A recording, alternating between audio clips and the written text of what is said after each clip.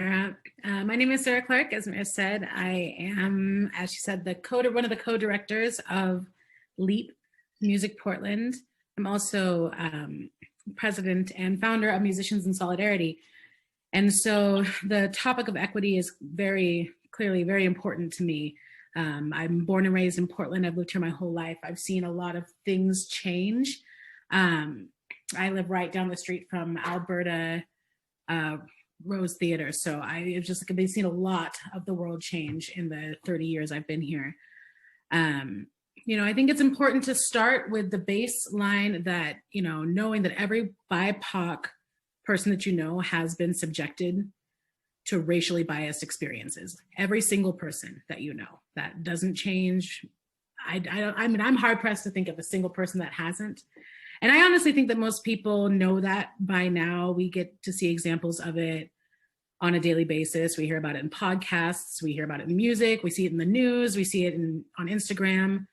But I think what we're talking about here goes beyond that kind of glassy umbrella of systemic racism and deeper into the individual experiences of our music community.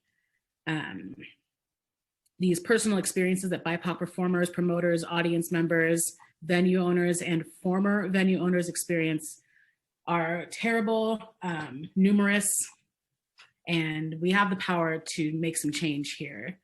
It's important to talk about the fact that when I say former, the reason why we talk about former and why I have to make that distinction is because right now in Portland, in Oregon, there's only one BIPOC-owned venue, and that is Aphrodite's Jazz Club. And that's just in all of Oregon. I think the stats in the US are equally as dismal, to be honest. So, I don't want to sit there and say that Oregon's the only state that has a problem, Portland's the only city that has a problem. That's not what we're talking about, but we do have a problem and we do need to talk about it. Inequity and exclusion have been going on for so long that I think it's challenging for us to picture all the ways it's affected our music scene. And in some ways, we can't even imagine how and where to start to change it. But that's why we've built LEAP. That's why OG and I are working every day, is because we want to figure out those ways with Mira and with the wonderful people on this panel and with all of you, how to make that change. This isn't the type of work that can be done in the street. This isn't so much that like protesting vibe that I love, but I think this requires a more focused eye and continued advocacy to enact this lasting change that we need.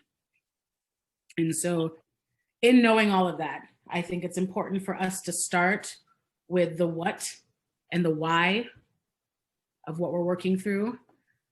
I'd like to know, one of the things that we're trying to do right now is gather data. So like what percentage of shows in Portland even feature BIPOC artists, maybe in 2019? That'd be an interesting thing to find out.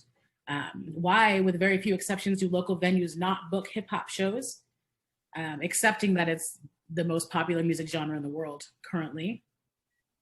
Why have there been so few BIPOC-owned venues?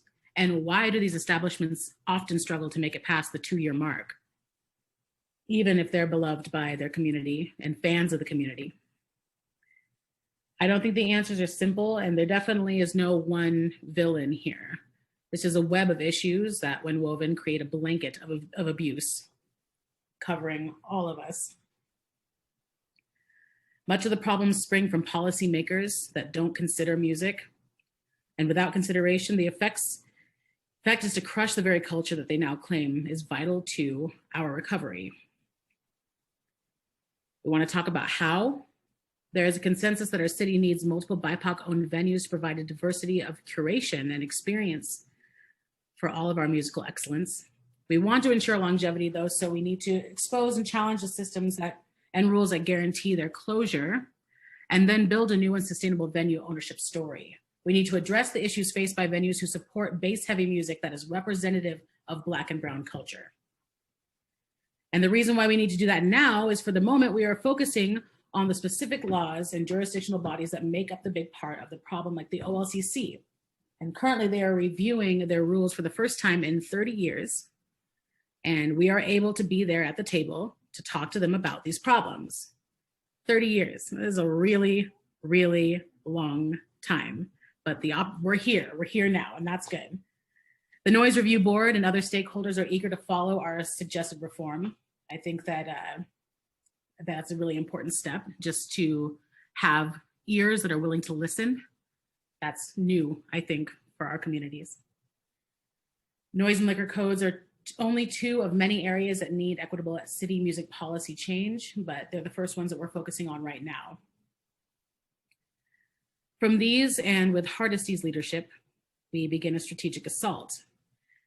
The most important part of this, though, I mean, we can talk about the what, the why, the how, but we really, really, really, really, really need community support.